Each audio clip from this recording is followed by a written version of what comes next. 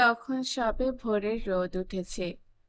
জলপাইগুড়ি শহর থেকে এই রোড স্টেশনটা বেশ দূরে, রাস্তাও নির্জন। একটা হাইওয়ে পেরিয়ে রাজবাড়ির রাস্তা ধরল রিক্সাওয়ালা। প্যাডেল ঘোরাতে ঘোরাতে জিজ্ঞাসা করলো, লাস্ট কবে এসেছেন? রিক্সাওয়ালার প্রশ্ন শুনে হেসে ফেলল মাধবীলতা। বলল, উনি এখানেই জন্মেছেন। অনিমেষ মাথা নাড়ল। ঠিক এই শহরে নয়, এখান থেকে অন্তত 45 কিলোমিটার দূরে চা বাগানে। আপনি কতদিন সাইকেল রিক্সা চালাচ্ছেন? রিক্সাওয়ালা প্যাডেল ঘোরাতে ঘোরাতে বলল, 30 বছর হয়ে গেল বাবু। অনিমেষ মনে করার চেষ্টা করল। ওই সময়ের অনেক আগে থেকেই তার সঙ্গে জলপাইগুড়ির সম্পর্ক ছিন্ন হয়ে গিয়েছে। তখন হাকিমপাড়ার রিক্সা চালকদের ঠেক ছিল। সারাদিন রিক্সা চালিয়ে মালিককে ভাড়া দিয়ে তারা কাঠের আগুনে রুটি সেঁকত। দৃশ্যটি মনে পড়ে যাওয়াতে সে খুব সরল গলায় জিজ্ঞাসা করল, হাকিমপাড়ায় থাকো নাকি? সঙ্গে সঙ্গে ব্রেক চাপল লোকটি। আপনি জানলেন কি করে? ওর এই অবাক হওয়ার বিষয়টা আরো বিস্মিত করলো অনিমেষকে। সে লোকটার প্রৌঢ় মুখের দিকে তাকিয়ে জিজ্ঞাসা করলো, তোমার বাবাও কি রিক্সা চালাতো? হ্যাঁ। দ্রুত মাথা নাড়ল লোকটা। ওর নাম কি দশরথ? আরে বাস, আপনি আমার বাবাকে চেনেন। বাবু, আমি দশরথের ছেলে, লছমন। বাবা মরে গেছে 3 বছর হয়ে গেল। এখানেই। হ্যাঁ বাবু, আমাদের দেশ বলে তো কিছু নেই। সমন্তিপুরে যা খেতি জমি ছিল তা বাবা বিক্রি করে দিয়ে এসেছিল বলেছিল। তখন থেকেই এই জলপাইগুড়ি আমাদের জায়গা। আমার বাবাকে আপনার মনে আছে? লক্ষ্মণের মুখটা হঠাৎ অন্যরকম দেখাচ্ছিল। হ্যাঁ, আবছা লাগছিল। তোমাকে দেখার পর স্পষ্ট হলো। চলো। আবার রিক্সা চলতে শুরু করলো। এখনো পথে মানুষের ভিড় তৈরি হয়নি। অবশ্য রাজবাড়ির এই অঞ্চলটাকে শহরের ভিতর বলা যায় না। বাঁ দিকে রাজবাড়ির দিঘি। অনিমেষ বলল, বাঁ দিকের পথটা ধরে এগিয়ে গেলে তরুদার বাড়ি পড়বে। তরুদা কে? ও, তরু রায়, জলপাইগুড়ির সুরের রাজা। কত ছাত্রছাত্রী তৈরি করেছেন তার হিসেব নেই। খুব গুণী মানুষ। তুমি গান বাজনার ব্যাপারে আগ্রহী ছিলে নাকি? তখন আমাদের যা বয়স, তাতে যা টানতো তাতেই আগ্রহী হয়ে যেতাম। ক্রমশ রিক্সা চলে এলো দিনবাজার পুলের কাছে। মাঝে মাঝে করলা নদী দেখা যাচ্ছিল, কিন্তু পুলের দিকে বাঁক না নিয়ে হাসপাতালের পাশ দিয়ে যেতে যেতে অনিমেষকে রিক্সাওয়ালা জিজ্ঞাসা করলো, হাকিমপাড়ায় কোন বাড়িতে যাবেন বাবু? আর একটু এগিয়ে বাঁ দিকে জেলা স্কুলের রাস্তা ধরো। বলতে বলতে দুপাশের বাড়ি, করলা নদী, গাছগাছালি দু চোখ ভরে গিলছিল অনিমেষ। সেটা খেয়াল হতেই হাসি পেয়ে গেল তার। অনেক বদলে গেছে সেই চেনা পৃথিবীটা, এটাই স্বাভাবিক। কিন্তু এতগুলো বছর দিনের পর দিন কলকাতায় থাকার সময় তো এদের কথা একবার মনে আসেনি। কেউ যেন দুহাত তুলে আড়াল করে রেখেছিল এই চেনা পথ, বাড়ি, নদী। আজ এদের সামনে এসে আবেগে ভাষার কোনো যুক্তি নেই। মিলছে না? মাধবীলতা জিজ্ঞাসা করল। অনিমেষ মুখ ঘুরিয়ে তাকালো। বয়সের ছাপ মাধবীলতার গালে, মুখে। হাঁটুর ওপর পড়ে থাকা হাতটা তুলে নিয়ে সে জিজ্ঞাসা করল, এই হাওয়া কি 30 বছর আগের মতো একই রয়ে গেছে? অস্বস্তি কাটাতে হাত সরিয়ে নিল মাধবীলতা। আশ্চর্য, এক থাকতে পারে নাকি? তাহলে আর জিজ্ঞাসা করলে কেন, মিলছে কিনা? মাধবীলতা অন্যদিকে মুখ ঘুরিয়ে নিল। বহু বছর আগে সে একবার জলপাইগুড়িতে এসেছিল অনিমেষের সঙ্গে। নিজের জন্য যতটা নয়, অর্কর জন্য মনে হয়েছিল আসাটা খুব জরুরি।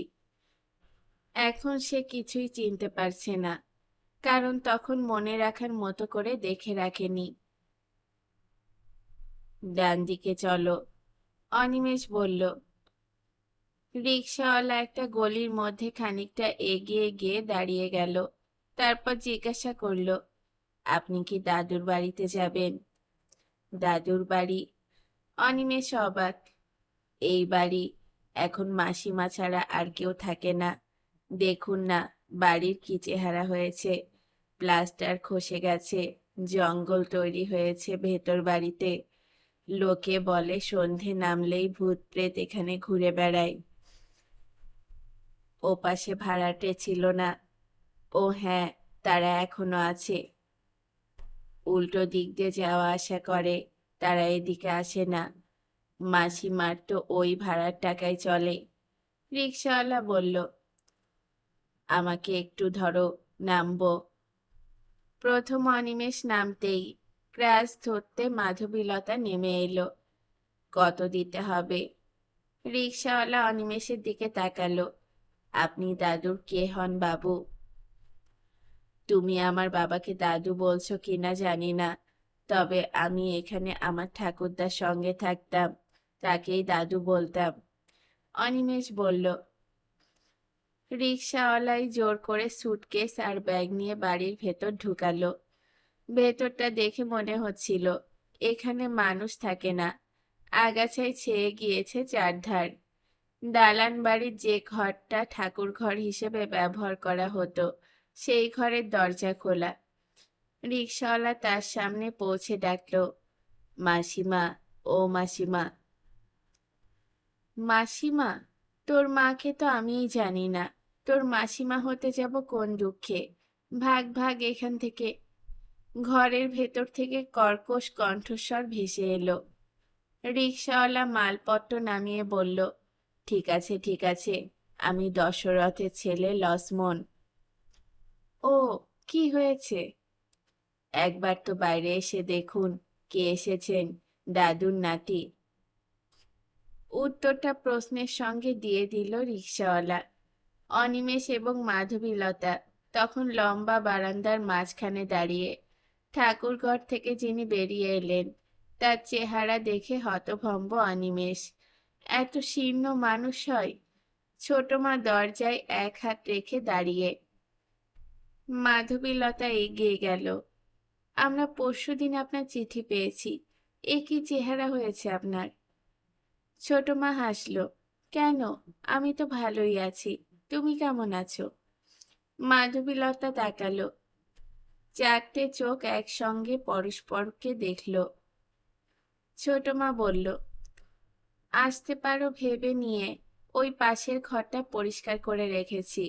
রাত জেগে এসেছো, যাও হাত মুখ ধুয়ে জামা কাপড় বদলে নাও। মাধবীলতা ইঙ্গিতটা বুঝতে পারল, তবু একটু ঝুঁকতেই ছোট মা বলল, ও ঘর থেকে ঘুরে এসে আগে তোমার পিস শাশুড়ি আর নিজের শাশুড়িকে নমস্কার করো, তারপর কথা শেষ হলো না। মাধবীলতা বারান্দা দিয়ে হেঁটে ওপাশের দরজাটা খুলল, তারপর ব্যাগ নিয়ে ভেতরে চলে গেল। এতক্ষণ অনিমেষ চুপচাপ দেখছিল। হঠাৎ সম্বিত ফিরতে সে রিকশাওয়ালার দিকে তাকালো। লক্ষ্মণ, কত দিতে হবে? কি বলবো বাবু, যা ইচ্ছে তাই দিন। লক্ষ্মণ মাথা নাড়ল। দেখো, আমি বহু বছর সাইকেল রিকশায় উঠিনি, এখন কিরকম ভাড়া তা জানি না। অনিমেষের কথা শেষ হতেই ছোট মার গলা শুনতে পেল। কোথা থেকে এসেছিস লক্ষ্মণ? রোড স্টেশন থেকে মাসিমা। লক্ষ্মণ বলল, যা দেওয়ার দিন। ওখান থেকে তো অনেক ভাড়া, 30-40 তো হবেই, ছোট মা বলল। অনিমেষ পকেট থেকে 4টে 10 টাকার নোট বের করে এগিয়ে ধরল। লক্ষ্মণ মাথা নাড়ল। না না, পাবলিকের কাছ থেকে যা নেই আপনার কাছ থেকে তা নেব কেন? আপনি 30 দিন। আমি তো তোমার কাছে পাবলিক ছিলাম, কেউ কাউকে চিনতে পারেনি, রাখো। টাকাটা নিল লক্ষ্মণ, তারপর সুটকেসটা তুলে মাধবীলতা যে দরজা দিয়ে ঘরে ঢুকেছিল তার সামনে রেখে ছোট মায়ের দিকে কয়েক পা এগোলো। মাসিমা, বাবাকে কি দেখা করতে বলবো? ভালো হয়। লক্ষ্মণ মাথা নেড়ে নিচে নেমে গেল। একদা যা ছিল ফুলের বাগান, তা এখন বুনো ঝোপের জঙ্গল। তাকে আর দেখা গেল না। অনিমেষ জিজ্ঞাসা করল, ভাড়াটে নেই? আছে, আছে বলেই এখনো এখানে দাঁড়িয়ে আছি, ছোট মা বলল। বাড়ির অবস্থা থেকে সব বুঝতে পারছি, এতদিন জানাওনি কেন? ছোট মা বোধহয় না হেসে পারল না, বলল, এতদিন মৃত্যু ভয় হয়নি তাই। বলেই ভেতরে চলে গেল। মৃত্যু ভয়? আচমকা অনিমেষের মনে হলো শব্দটার মধ্যে সত্যতা আছে। এই বাড়িতে আজ ঢোকা মাত্র একটা অস্বস্তি হচ্ছিল। অপরিচিত গন্ধ অনুভব করছিল। এই গন্ধ যে মৃত্যুর গন্ধ তা আগে বুঝে নিথর হলো সে। এই বাড়ি তৈরি করেছিলেন শরীরশেখর মিত্র। তখন অনিমেষের শৈশব, তিনি চলে গিয়েছেন। এই বাড়ির ছাদে এক বন্যা বৃষ্টির রাতে অনিমেষের মা মাধুরী পা পিছলে পড়ে গিয়ে মারা গিয়েছেন অসহায়ভাবে। আর কয়েক সপ্তাহের মধ্যে অনিমেষের ভাই অথবা বোন পৃথিবীতে আসতো। এখানেই চলে গিয়েছেন বড় পিসিমা, যার স্পর্শ সর্বত্র ছড়ানো ছিল। স্বর্গ ছেড়া থেকে অবসর নিয়ে বাবা এই বাড়িতেই শেষ নিঃশ্বাস ত্যাগ করেন। এই যে এতগুলো মানুষ, কেউ মাত্র 50 বছর আগেও ভাবতে পারেনি তারা এখান থেকেই বিদায় নেবেন। 50 বছর পরে কেউ পৃথিবীতে থাকবেন না। আজ তাদের মৃত্যুর গন্ধ যদি এই বাড়ি জুড়ে ছড়িয়ে থাকে, তাহলে সেটা কি অস্বাভাবিক? অনিমেষ তাকালো। বুনো ঝোপের আড়ালে ওটা কি ঝুলছে? ফল। সে ধীরে ধীরে ক্রাশ নিয়ে সিঁড়ি ভেঙে এগিয়ে গেল। কাছে যেতেই হেসে ফেলল অনিমেষ। সেই পেয়ারা গাছটা আগের মতো বড় নেই। ঝড় বাদলে ডাল ভেঙেছে হয়তো, ঝোপের আড়ালে পড়ে গেছে। সেই কোন শীতের মধ্যরাত চোখের সামনে ফিরে এলো। দাদু আর পিসিমাকে লুকিয়ে রূপশ্রীতে উত্তম সুচিত্রা সিনেমা দেখতে গিয়েছিল নাইট শোতে। যাওয়ার আগে দরজার মাঝখানে কাগজ গুজে গিয়েছিল যাতে বন্ধ দেখায়। রাতটা ছিল কনকনে শীতের। 12টার পর পেছনের তারের বাউন্ডারি ডিঙ্গিয়ে এই পেয়ারা গাছের নিচে এসে ধর থেকে যেন প্রাণ উড়ে গিয়েছিল। দরজা হাট করে খোলা, ভেতরটা অন্ধকার, অর্থাৎ সে ধরা পড়ে গিয়েছে। ওই অন্ধকার ঘরের ভেতরে দাদু নিশ্চয়ই লাঠি হাতে তার জন্য অপেক্ষা করছেন। পা বাড়াতে সাহস হয়নি তার। শিশিরে ভিজে চুপসে থাকা পেয়ারা গাছের পাতা থেকে টুপটাপ জল পড়েছিল মাথায়। সেই ঠান্ডা সহ্য করা যখন সম্ভব হলো না, তখন সে মরিয়া হয়ে এগিয়ে গিয়েছিল। কি অবাক কাণ্ড! ঘরে কেউ ছিল না। ভাঁজ করা কাগজটা পড়েছিল দরজার নিচে মেঝের ওপরে। তাড়াতাড়ি নিঃশব্দে দরজা বন্ধ করে লেপের তলায় ঢোকা সত্ত্বেও শরীর থেকে ঠান্ডাটা যাচ্ছিল না। প্রিয় সিনেমার একটি দৃশ্য যেন আবার নতুন করে দেখতে পেল অনিমেষ। হঠাৎ সম্বিত ফিরতেই কোনো রকমের ডাল থেকে পেয়ারাটা টেনে ছিঁড়ে নিল। আহ! অনিমেষের মনে হলো এরকম একটা শব্দ শুনল সে। ডালটা ততক্ষণে নড়ে চড়ে আবার স্থির হয়ে যাচ্ছে।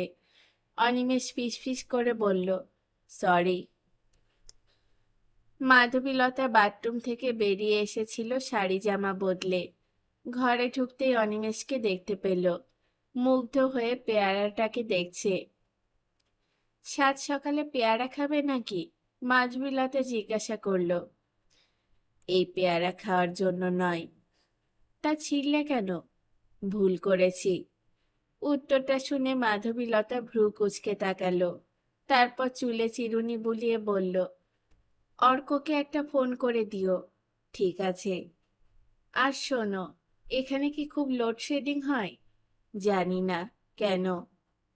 একটা আলোও জ্বলছে না। আমি ওর কাছে যাচ্ছি, তুমি বাথরুম সেরে নাও।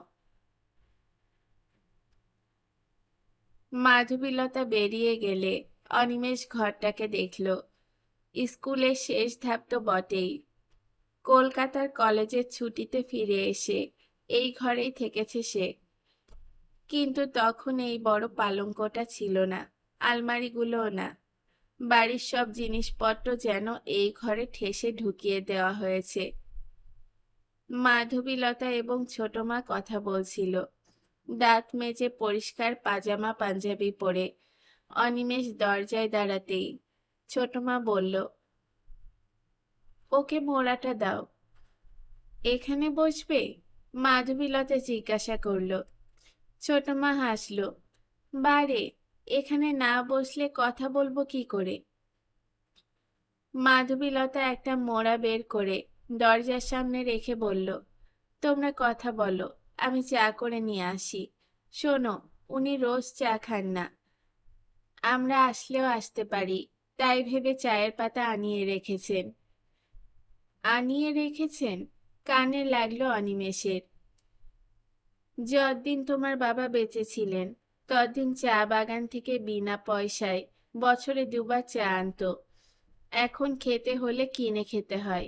ছোট মা বলল। ভাবা যায়? অনিমেষের মনে পড়ল, বড় পিসিমা বাগান থেকে আসা চা পাড়ার লোকদের মধ্যে বিলিয়ে দিতেন। মাধবীলতা যেতে গিয়ে থমকালো। যাই, ভাবা যায়, তুমি বুঝতে পারো না। অনিমেষ মাথা নাড়ল। খুব পারছি।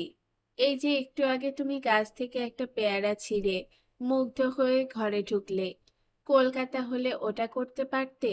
পারতে না, কিন্তু কখনোই বলতে না। ভাবা যায়। বদলে যাওয়া সময়কে সহজভাবে নেওয়াই ভালো। মাধবীলতা চলে গেল। মোড়ায় বসলো অনিমেষ।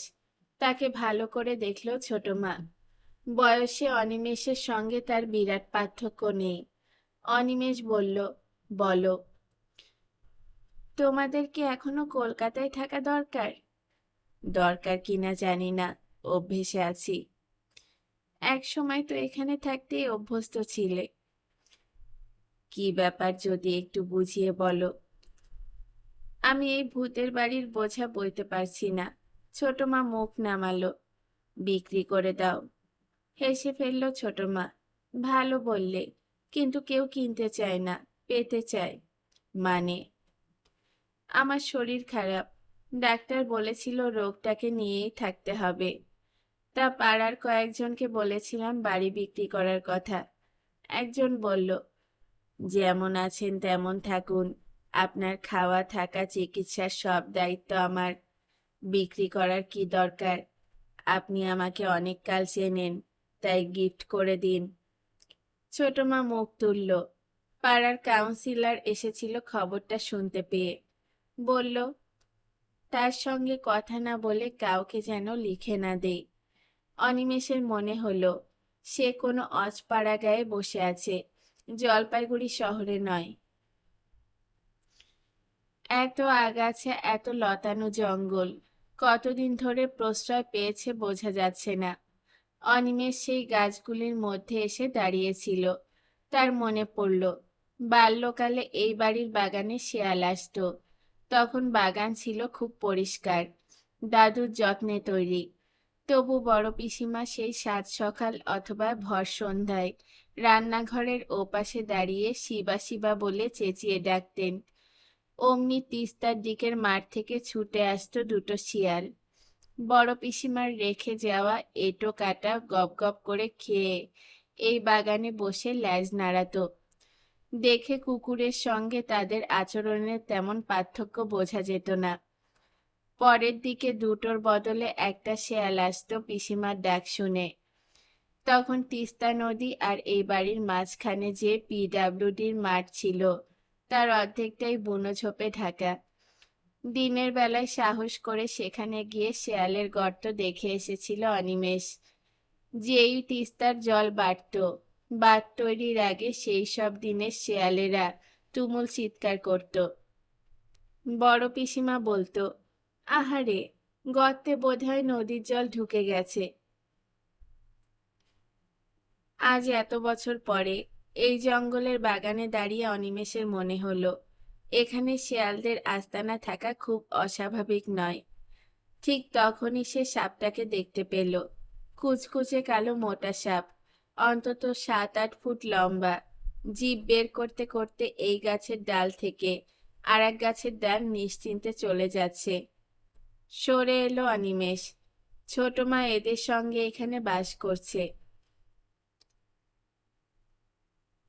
বারান্দার একপাশে দাঁড়িয়েছিল মাধবীলতা। ইশারায় কাছে যেতে বলল। ক্রাসটা এখন শুধু পায়ের বিকল্প নয়, অস্ত্রের প্রয়োজনও মেটাচ্ছে। একটা বিছেকে ক্রাস দিয়ে মেরে ফেলল অনিমেষ। মাধবীলতার কাছে গিয়ে বলল, ভয়ানক ব্যাপার। আজই এই জঙ্গল পরিষ্কার করানো দরকার। কেন? মাধবীলতা সামনে তাকালো। ভয়ঙ্কর বিষধর সাপ ঘুরে বেড়াচ্ছে। কি করে বুঝলে বিষধর? তুমি কি সাপ চেনো? দেখে তো মনে হলো। তাহলে তোমার ছোট মা বলতেন। উনি তো সাপ যদি থাকে তাহলে তাদের চরিত্র ভালো করে জানেন। যাকগে, মাধবীলতা জিজ্ঞাসা করল, তুমি কি খুব টায়ার্ড? না। কেন? অনিমেষ অবাক হলো।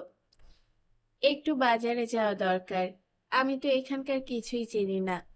অবশ্য একটা রিক্সা নিয়ে যেতে পারতাম, কিন্তু তোমার ছোট মা সেটা কিভাবে নেবেন বুঝতে পারছি না। মাধবীলতা বলল, আমি যাচ্ছি, কি আনতে হবে বলো। মাধবীলতা একটা কাগজ এগিয়ে দিল। লিস্ট রেডি, তোমার কাছে যা আছে তাতে হয়ে যাবে।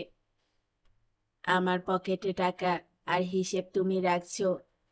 একটা কথা তখন থেকেই শুনছি, ওর কথা বলতে গেলে তুমি বলছো তোমার ছোট মা। কেন? অনিমেষ জিজ্ঞাসা করল। হেসে ফেলল মাধবীলতা। বারে, উনি তো তোমারই ছোট মা, তাই না? তোমার কে হন? কিছু বলতে গিয়েও মাধবীলতা থেমে গেল। তারপর হাসল। ঠিক আছে, উনি আমারও ছোট মা। হয়েছে, যাও। বেশ বেলা হয়ে গেছে। এখন এখানে বাজার খোলা থাকে কিনা জানি না, কিন্তু ছোট মা বললেন আমরা আসবো ভেবে। তারপরেও তো দরকার হতে পারে। লিস্টটা দেখলেই তুমি বুঝতে পারবে। কিন্তু বাজার করতে হলে একটা ব্যাগ তো দরকার হবে। মাধবীলতা পরামর্শ দিল, ওটা বাজার থেকে কিনে নিও। একটু বাদে অনিমেষ বাড়ির উল্টো দিক দিয়ে বেরিয়ে এলো। এদিক দিয়ে অল্প হাঁটলেই বড় রাস্তায় পড়া যাবে। ওখান থেকে রিক্সা নিলে কয়েক মিনিটে বাজারে পৌঁছানো যাবে। এ পাশে সেই লোহার গেটটা এখনো রয়েছে। কে? কি চাই? গলা কানে যেতে অনিমেষ পেছনে তাকালো। একজন বৃদ্ধ, পরনে লুঙ্গি এবং গেঞ্জি, হাতে খুরপি নিয়ে দাঁড়িয়ে আছেন। অনিমেষ হাসল। আমি এই বাড়িতে এসেছি, কাউকে চাই না। বুঝতে পারলাম না। বলছি, আপনি নিশ্চয়ই এদিকটায় ভাড়া নিয়ে আছেন। হ্যাঁ। যাকে আপনি ভাড়া দেন তিনি সম্পর্কে আমার মা হন। গেট খুলে বাইরে পা বাড়াতে বাড়াতে অনিমেষ লক্ষ্য করল বৃদ্ধের মুখের চেহারাটা বদলে গিয়েছে। টাউন ক্লাবের মোড়ে গিয়ে দাঁড়াতেই অনিমেষের মনে হলো জলপাইগুড়ি শহরের অনেক পরিবর্তন হয়ে গেছে। একের পর এক যেভাবে রিক্সা, সাইকেল, গাড়ি ছুটে যাচ্ছে, তাতে স্পষ্ট শহরের ব্যস্ততা বেড়ে গেছে। বাল্যকাল থেকে দেখে এসেছে এই অঞ্চলে শহরের মানুষ আসতো দুটো কারণে: টাউন ক্লাব মাঠে খেলা খেলতে, অথবা জেলা স্কুলের বাচ্চাদের পৌঁছাতে। শহরের দোকানপাট, ব্যবসা বাণিজ্য সব ওদিকে। এদিকটায় দিনভর ঘুঘু ডাকত, অথচ এখন এদিকটাও খালি রিক্সা দেখতে পাওয়া যাচ্ছে না। একের পর এক সওয়ারি নিয়ে তারা ছুটে যাচ্ছে। অনিমেষ চারপাশে তাকালো। একটা চায়ের দোকানও সাজিয়েছে এখানে। যতদূর মনে পড়ছে এখানে একটা কয়লার দোকান ছিল। সে এগিয়ে গিয়ে মাটিতে পোতা বেঞ্চিতে বসে বলল, চা পাওয়া যাবে? যাবে, একটু দেরি হবে, জল ফুটছে। ঠিক আছে। অনিমেষ চারপাশে তাকালো। রাস্তার দুপাশের বাড়িগুলোর চেহারা প্রায় একই রকম রয়ে গেছে, শুধু সেই সময়ের মানুষগুলো এখন আর নেই।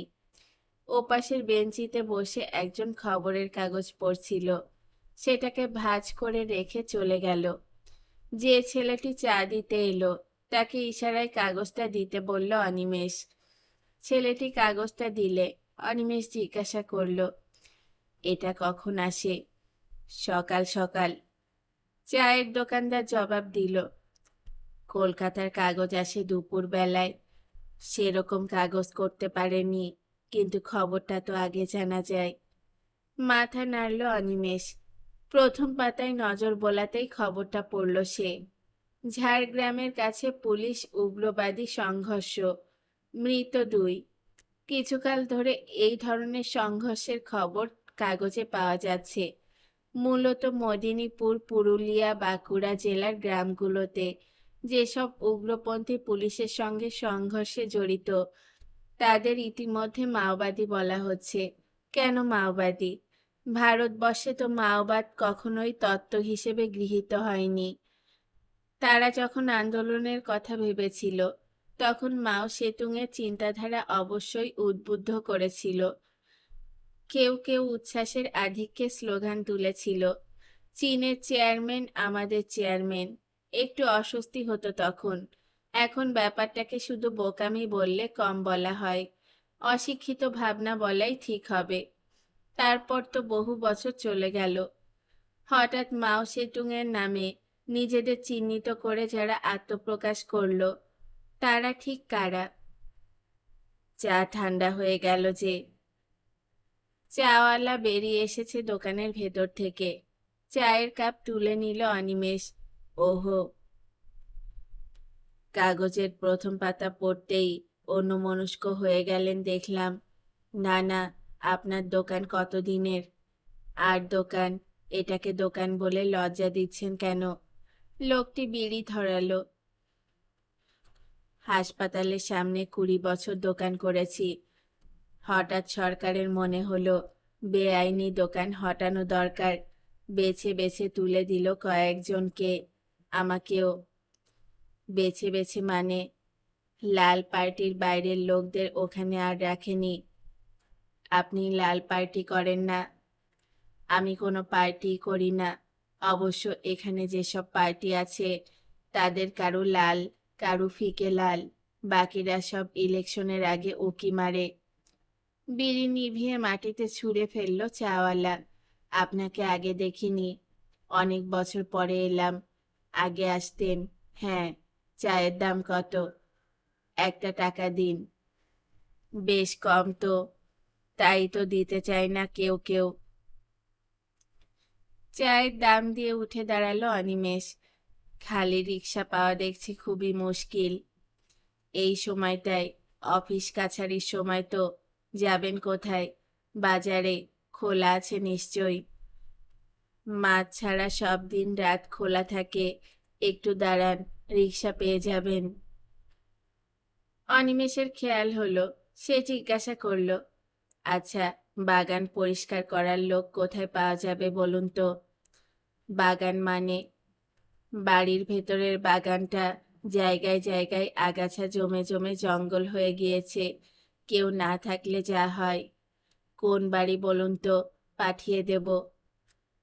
অনিমেষ বাড়িটার হদিশ জানাতেই চাওয়ালা মাথা নাড়ল। বুঝতে পেরেছি, একজন বৃদ্ধা থাকেন বোধহয়। আপনি ওর কে হন? আত্মীয়। ও, শুনেছি বড্ড মুখ ওর। ধারে কাছে কাউকে দেখলেই গালিগালাজ করেন। এসব শোনা কথা। ঠিক আছে, আপনি তো আছেন, পাঠিয়ে দেব। এই রিক্সা। চিৎকার করে খালি রিক্সা থামালো চাওয়ালা। রিকশায় বসে ছোট মায়ের কথা ভাবল সে। বোঝাই যাচ্ছে এখানে খুব ভালোভাবে ওকে গ্রহণ করছে না প্রতিবেশীরা। কোনো মানুষ যখন একা থাকতে বাধ্য হন তখন কিভাবে থাকবেন তা তিনিই ঠিক করবেন। বাইরে থেকে এসে উপদেশ দেওয়ার কোনো মানে হয় না।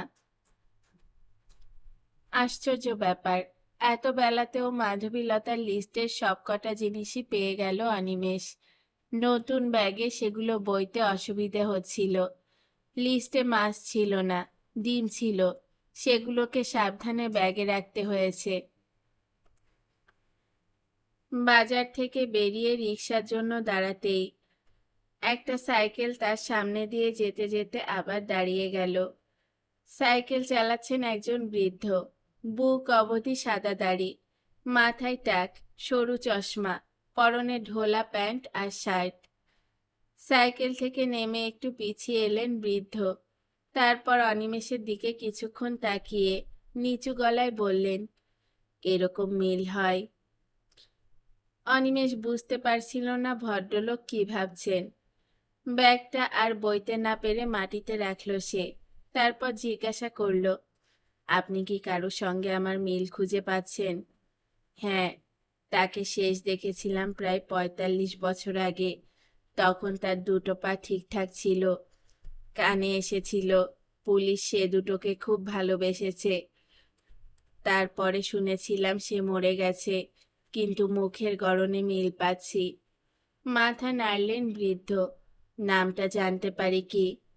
অনিমেষ মিত্র। যা শালা! বৃদ্ধের মুখটা বালকের মতো হয়ে গেল। হকচকিয়ে গেল অনিমেষ। বুঝলাম না। ততক্ষণে সাইকেল দাঁড় করিয়ে বৃদ্ধ হাত বাড়ালেন। ব্যাগটা দে। আমি এখনো চিনতে পারছি না। চিনবি কি করে? মাথায় টাক, দাড়ির আড়ালে মুখ। নামটা তো এক আছে। না, সেটাও পাল্টেছে। গায়ের লোক ডাকে পাগলা মাস্টার, অথচ আমি কোনোদিন স্কুলে পড়াইনি। হাসলেন বৃদ্ধ। তোর বড় পিসিমা কি আছেন? না। বিস্ময় বাড়ছিল অনিমেষের। তোর বড় পিসিমার স্বামীর নাম মনে আছে? সঙ্গে সঙ্গে নামটা ছিটকে এলো গলায়। দেবেশ। একদম চেনা যাচ্ছে না, তাই না? একদম না। কবে এসেছিস? আজই। ও, কি পাল্টে গিয়েছে তোর চেহারা। এই তো জীবন। তোদের বাড়িতে উঠেছিস তো? হ্যাঁ। তাহলে যাব তোদের বাড়িতে, তোকেও নিয়ে যাব আমার গায়ে। এই সময় রিকশাটা কাছে এসে দাঁড়ালো। অনিমেষ দেখল রিকশাওয়ালা নেমে এসে তার ব্যাগটাকে নিয়ে বলল, বাড়িতে যাবেন তো? দেবেশ বলল, এ কি, তুমি ওকে চেনো? লক্ষ্মণ মাথা নাড়ল। হ্যাঁ বাবু। দেখো কাণ্ড। দেবেশ আবার সাইকেলে উঠল। বিকেলে যাব। আসিস। সাইকেল চোখের আড়ালে চলে যেতেই রিকশায় উঠল অনিমেষ। লক্ষ্মণ বলল, আপনি কেন বাজারে এলেন? মাসিমার বাজার তো আমিই করে দেই। এটা মাসিমার বাজার নয় ভাই। রিকশা চলতে শুরু করলো। করলা নদী পেরিয়ে যেতে না যেতেই অনিমেষ সেই দৃশ্যটা দেখতে পেল। বিকেলে খোলা মাঠ থেকে বন্ধুদের নিয়ে আসতো সে। দাদু তখন হাঁটতে বেরিয়ে গেছেন। বড় পিসিমা তাদের সবাইকে আসতে বলে নাড়ু খাওয়াতো। তার মুখে নাম শুনে পিসিমা অদ্ভুত চোখে তাকিয়েছিল প্রথম দিন। তারপর থেকে দেবেশ গেলেই অন্যদের থেকে বেশি খাবার পেত। দেবেশ খেতে না চাইলে বড় পিসিমা খুব অনুরোধ করত। পরে অনিমেষ জানতে পেরেছিল 11তে বিয়ে হওয়া পিসিমা বিধবা হয়েছিল 11.5-তে। তারপর থেকে বাপের বাড়িতে। সেই 6 মাসের স্বামীর নাম ছিল দেবেশ। অনিমেষের ক্লাস 7-এর বন্ধু দেবেশকে কেন অন্য চোখে দেখেছেন তা বুঝতে পারত না সে। দেবেশও জেনে গিয়েছিল। এখন বড় পিসিমার জন্য বুকের ভেতরটা যেন নড়ে উঠল অনিমেষের।